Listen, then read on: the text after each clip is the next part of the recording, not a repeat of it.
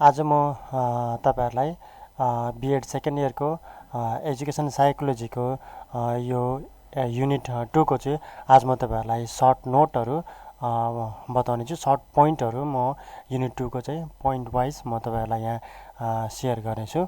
तपाईहरु हेर्न सक्नुहुनेछ यहाँ युनिट 2 मानव वृद्धि र विकास ह्युमन ग्रोथ एन्ड डेभलपमेन्ट भनेर युनिट 2 मा रहेको छ। यहाँ मानव वृद्धि र विकास बीच फरक different between human growth and development वृद्धि र विकास बीचका भिन्नताहरू निम्न छन्।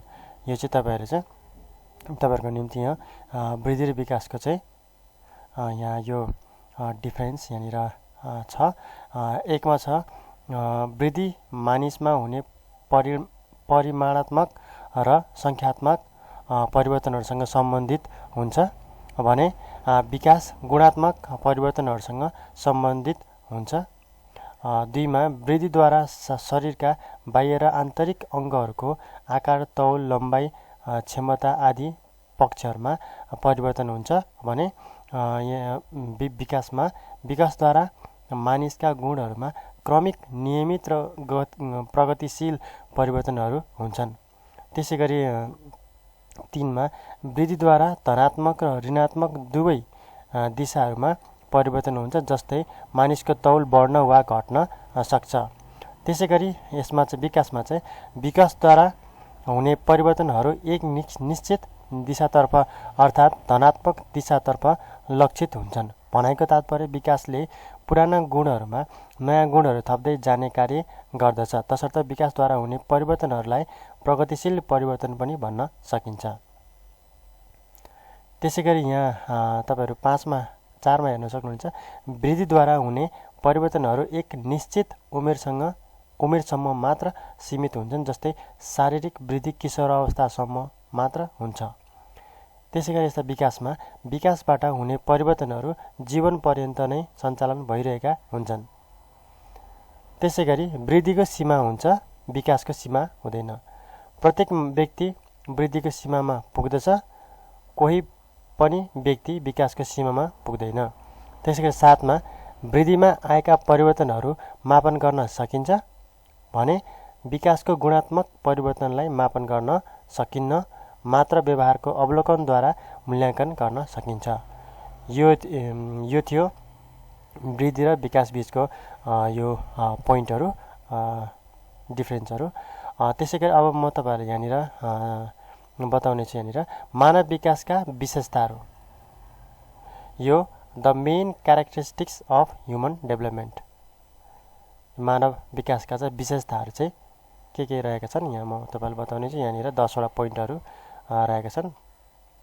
आकृतिमा परिवर्तन, चेन्ज इन सेप, आकृतिमा परिवर्तन, चेन्ज इन सेप, आकारमा परिवर्तन, चेन्ज इन साइज, पुराना गुणहरू लोप हुनु, डिसअपियरेन्स अफ ओल्ड फिचर्स, नयाँ गुणहरू प्राप्त गर्नु, एक्विजिसन अफ न्यू फ्याक्टर्स, विकासको प्रारम्भिक अवस्था पछिल्लो अवस्थाभन्दा बढी जटिल हुन्छ, विकास परिपक्वता र सिकाइको उत्पादन हो, मानव वृद्धि र विकासको प्रारूपलाई भविष्यवाणी गर्न सकिन्छ, विकासमा व्यक्तिगत भिन्नता हुन्छ, प्रत्येक विकासको अवस्थाप्रति निश्चित सामाजिक आकांक्षाहरू हुन्छन्, विकास सामान्यबाट विशिष्टतिर हुन्छ, विकास निरन्तर चलिरहने प्रक्रिया हो, शरीरका भिन्न भिन्न अङ्गहरूको विकास भिन्न भिन्न गतिमा हुन्छ। त्यसैगरी विकासमा सहसम्बन्ध हुन्छ। यो चाहिँ रहेको थियो मानव विकासका विशेषताहरू। मानव विकास कसरी हुन्छ अनि त्यसपछि कस्तो तरिकाले हुन्छ भन्ने विशेषताहरू चाहिँ यो मानव विकासका विशेषताहरू रहेको थियो। त्यसैगरी म तपाईहरुलाई यहाँनिर बताउने छु लम्बिए विधिको अवधारणा, यसका फाइदा र बेफाइदाहरू। The concept of longitudinal methods of studying human development and its merits and demerits. मानव विकास अध्ययनका लागि यस विधि अनुसार एउटा बच्चा जन्मेदेखि लामो समयसम्म अथवा दीर्घकालसम्म उसका विशेषताहरू एवं व्यवहार परिवर्तनको बारेमा अध्ययन गरिन्छ।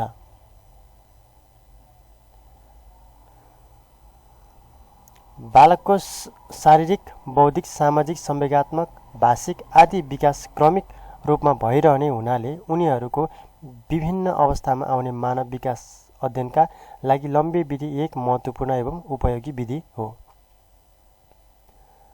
जसबाट एउटा बालकको जन्मदेखि लामो समयसम्म उसका विशेषताहरू एवं व्यवहार परिवर्तनको अध्ययन गरिन्छ। एउटै समूहका बालबालिकाहरूको निश्चित लामो समयको अध्ययनपछि विभिन्न व्यवहारमा आउने परिवर्तन पत्ता लगाउने यो विधि प्रचलनमा आएको हो। उदाहरणका लागि नवजात अवस्था, शिशु अवस्था, बाल्य अवस्था, यौवन अवस्था एउटै बालक वा बालिकाको व्यवहारको अध्ययन गर्नु र यसरी अध्ययनका आधारमा मानव व्यवहारको व्याख्या गर्नु लम्बे विधिको उदाहरण हो।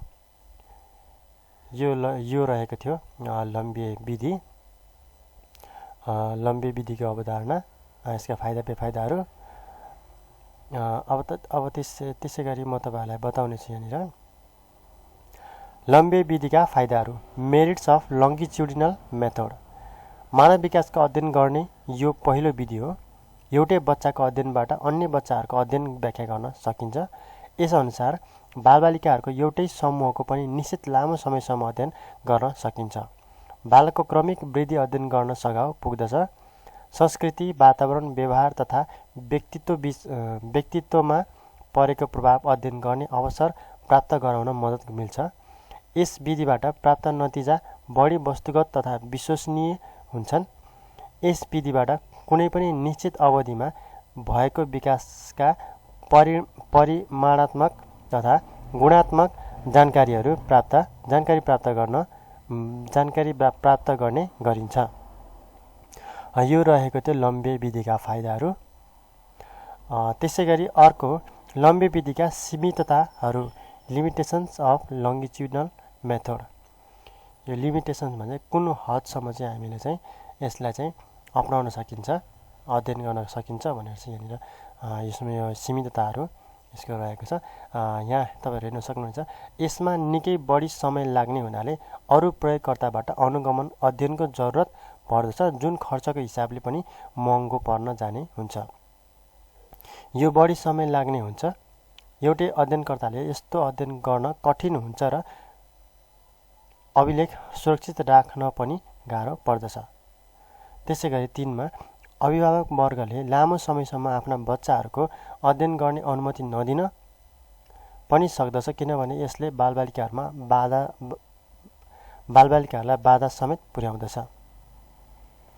अध्ययन समूहका बालक सधैँ उपलब्ध नहुँदा तथा अनुसन्धानकर्ताको मृत्यु भई अर्को अनुसन्धानकर्ता व्यवस्था गर्नुपर्ने भएमा अध्ययनको निष्कर्षप्रति कम विश्वसनीयता देखा पर्न सक्दछ।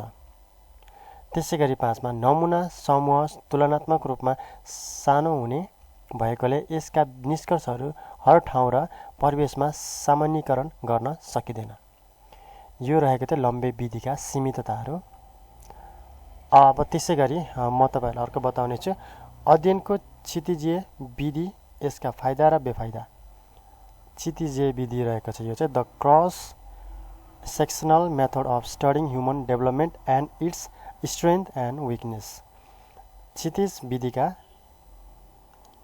फाइदाहरू। Merits of cross sectional method. यसका यहाँनिर 7 वटा पोइन्टहरू दिएका छन्।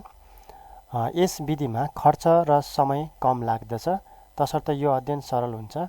यसमा अभिलेख सुरक्षित राख्नुपर्ने जस्ता समस्याहरू हुँदैनन्। यसमा प्रत्येक उमेर विधिको अवधिको लागि प्रतिनिधि नमुना छनौट गरिने भएकोले यसको नमुना निकै ठुलो हुन्छ, तसर्थ यसको जानकारी बढी प्रतिनिधिमूलक हुन्छ। त्यसै गरी बालबालिकाहरूको एकपटक मात्र अध्ययन गरिने भएकाले यसमा अध्ययनको लागि बालबालिका नपाइने समस्या रहँदैन। त्यसै गरी समय कम लाग्ने भएकोले यसमा एउटै अध्ययनकर्ताले पनि अध्ययन गर्न सक्दछ। यसले बालबालिकाहरूको क्रियाकलापमा त्यति बाधा पुर्याउँदैन। यो वैज्ञानिक र सरल विधि मानिन्छ। यो रहेको छ क्षितिजीय विधिका फाइदाहरू। अब म तपाईँहरूलाई यहाँ बताउने छु क्षितिज विधिका बेफाइदाहरू। Demerits of cross sectional method. हरेक बालबालिकाका विकासात्मक अवस्थाहरू एउटै वातावरणमा नहुने हुँदा अध्ययन गरिएका व्यवहारहरू वैध र विश्वसनीय नहुन सक्छन्। त्यसैगरी अध्ययन समूहमा परेका बालबालिकाहरूको आन्तरिक अन्तर्क्रियाका व्यवहारहरूको विश्वसनीयता कम हुन सक्छ। अध्ययनका सम्पूर्ण व्यवहारलाई एउटै स्थानमा मिलाउँदा औसत व्यवहार निकाली व्याख्या विश्लेषण गर्न कठिन पर्न सक्छ। त्यसैगरी यसमा बाल विकासमा पर्ने संस्कृतिको प्रभाव अध्ययन गर्न सकिँदैन। त्यसैगरी यसमा फरक उमेर समूहका फरक बालबालिकाहरूको अध्ययन गर्ने भएकोले यसमा जानकारीहरूलाई तुलना गर्दा प्राप्त हुने निष्कर्ष त्यति भरपर्दो हुँदैन। यो रहेको थियो क्षितिजे विधिका बेफाइदाहरू। त्यसैगरी अब तपाईहरु यहाँ हेर्न सक्नुहुन्छ मानव विकास अध्ययनको मिश्रित विधि संक्षेपमा उल्लेख। मानव विकास अध्ययनको मिश्रित विधि the cohort method of studying human development. मिश्रित क्रमबद्ध ढाँचाका फाइदाहरू। Advantages of cohort sequential design. दुईवटा विधिलाई मिलाएर अध्ययन गर्ने भएकाले तुलनात्मक रूपमा विश्वसनीय र वैध हुन्छ। दुवै विधिलाई मिलाएर अध्ययन गर्दा कम खर्चिलो हुन्छ। त्यसैगरी मिश्रित क्रमबद्ध ढाँचाका सीमितताहरू limitations of cohort sequential design. यहाँ हेर्न सक्नुहुन्छ 1 2 3 सम्म दिएको छ, यहाँ 4 रहेछ। ऱ्यान्डम स्याम्पलिङ गर्ने भएकोले छनौटमा परेका बालबालिकाहरूले सही प्रतिनिधित्व गर्न सक्दछन् भन्न सकिँदैन। त्यसैगरी मानव विकासमा प्रभाव पार्ने विभिन्न चरणहरूले प्रभाव पार्न सक्ने हुन्छ। त्यसैगरी बालबालिकाहरूको क्षमतालाई पूर्ण रूपमा बुझेर सोही अनुरूपको वातावरण र प्रोत्साहन समेत गर्न यो चाहिँ यसको सीमितताहरू रहेको छ। अब म तपाईहरुलाई यो मानव विकास अध्ययनको महत्त्व तपाईहरुलाई बताउने छु। 10 वटा पोइन्टहरु रहेको छ यहाँ। मानव विकास अध्ययनको महत्त्व importance of studying human development. मानव विकासको अध्ययनको महत्त्वका बुँदाहरू निम्न छन्। मानव विकास अध्ययनको महत्त्वहरू बुँदाहरूमा निम्न छन्। यो चाहिँ तपाईहरु मिलाएर लेख्नु होला यहाँ। मानव विकास अध्ययनको चाहिँ महत्त्व यो कुन उमेरका केटाकेटीहरूबाट कस्तो व्यवहारको अपेक्षा राख्नु उपयुक्त हुन्छ भन्ने कुरा सिक्न र सिकाउन। त्यसैगरी बालबालिकालाई समयोचित र राम्रो व्यवहार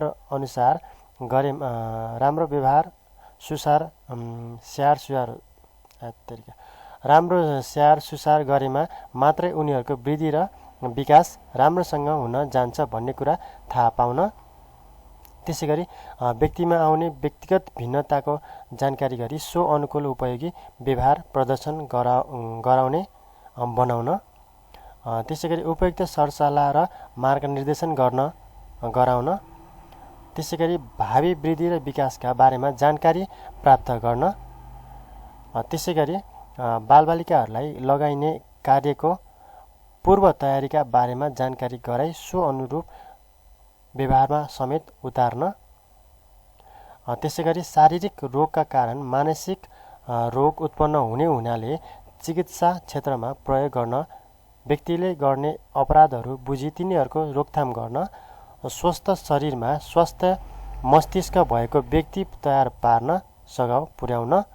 बालबालिकाहरूले कुन कुरा सिक्दा के कस्ता कठिनाइ भोग्नु पर्दो रहेछ भन्ने कुरा पत्ता लगाउन चाहिँ यो मानव विकास अध्ययनको चाहिँ महत्त्व रहेको छ। त्यसैगरी तपाईहरु हेर्न सक्नुहुन्छ विकासात्मक मुद्दाको सूची। List the major issues in human development. महत्त्वपूर्ण मुद्दाहरूमध्ये प्रमुख मुद्दाहरू जस्तै प्रकृति वंशानुक्रमका विरुद्ध वातावरण प्रशिक्षण, हेरिडिटी और नेचर भर्सेस इन्भाइरोमेन्ट और नर्चर, सर्वव्यापीका विरुद्ध सांस्कृतिक विशिष्टता, युनिभर्सल भर्सेस कल्चरल स्पेसिफिक र परिपक्वता विरुद्ध सिकाइ, मेचुरेसन भर्सेस लर्निङ हुन्। यो चाहिँ विकासात्मक मुद्दाका सूचीहरू महत्त्वपूर्ण मुद्दाहरू यो चाहिँ रहेको छ। प्रकृति वंशानुक्रमका विरुद्ध वातावरण प्रशिक्षण, त्यसै सर्वव्यापीका विरुद्ध सांस्कृतिक विशिष्टता हैन, परिपक्वता विरुद्ध सिकाइ, यो चाहिँ एकअर्कामा चाहिँ यो चाहिँ यसको चाहिँ मुद्दाहरू रहेका छन्। यो रहेको थियो युनिट अब 3 छ, पछि मलाई बताउने छु। अब यो रहेको थियो युनिट 2 को मेन पोइन्टहरू तपाईहरुलाई पढ्न चाहिँ यो चाहिँ पढ्नको निम्ति चाहिँ अब एक्जाम तयारी अथवा भनौँ अब तपाईहरुलाई अध्ययन गर्नको निम्ति चाहिँ मेन पोइन्टहरू चाहिँ यो रहेको थियो। बुदागत रूपमा यो पोइन्टहरू रहेको थियो। यो चाहिँ तपाईहरुले चाहिँ यसलाई चाहिँ याद गर्नुभयो भने मोटामोटी रूपमा तपाईले सारांश कुराहरू तपाईले चाहिँ धेरै नै तपाईले चाहिँ थाहा पाउन सक्नुहुनेछ। हुन्छ, आजलाई यति नै। आउने भिडियोहरुमा म अन्य एक्जाम यो के अरे सर्ट नोटहरू यो म ल्याउने नै छु। यस्तो मेन पोइन्टहरू म ल्याउने नै छु। अनि क्वेशनहरू अथवा त्योसँग सम्बन्धित अन्य नोटहरू म ल्याउने नै छु। तबसम्म मेरो यो भिडियोलाई लाइक गरिदिनु होला अनि सेयर गरिदिनु होला। त्यसै गरी मेरो च्यानललाई तपाईहरुले अहिलेसम्म सब्स्क्राइब गर्नुभएको छैन भने प्लिज तपाईहरुले मेरो च्यानललाई सब्स्क्राइब पनि गरिदिनु होला।